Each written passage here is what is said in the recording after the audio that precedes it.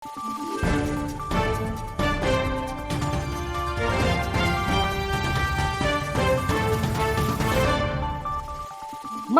araw, Pilipinas! Ito ang Valiente News hatid sa inyo ng Office of the Vice President.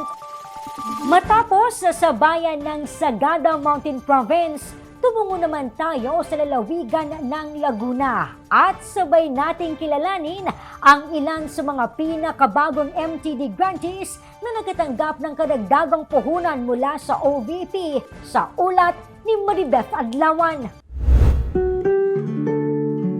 Sumasalamin ang bayan ng Fami Laguna sa makulay na kasaysayan ng Pilipinas.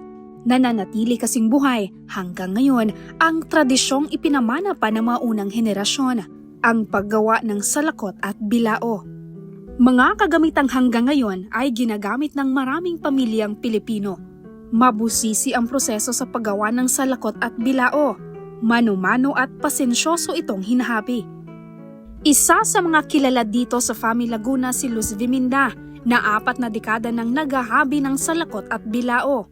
40 years na po akong gumagawa ng mga bilao, salakot, pamaypay at yung pong boksok. Ngunit aminado si Luz Viminda na hindi madaling itaguyod ang negosyo, lalo na kung kulang sa puhunan. Kung kaya't malaki ang kanyang pasasalamat na isa siya sa maraming MSME na naalalayan ng programang Magnegosyo Taday.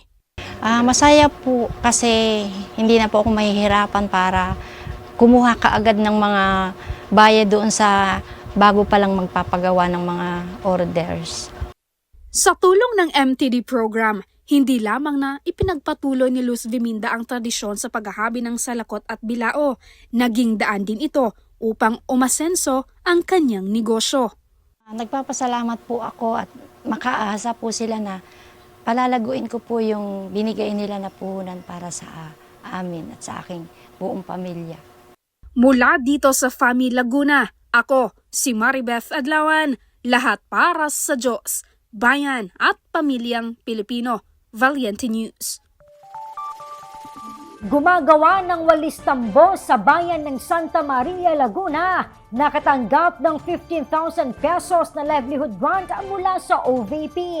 Ang detalye, abangan sa susunod na episode.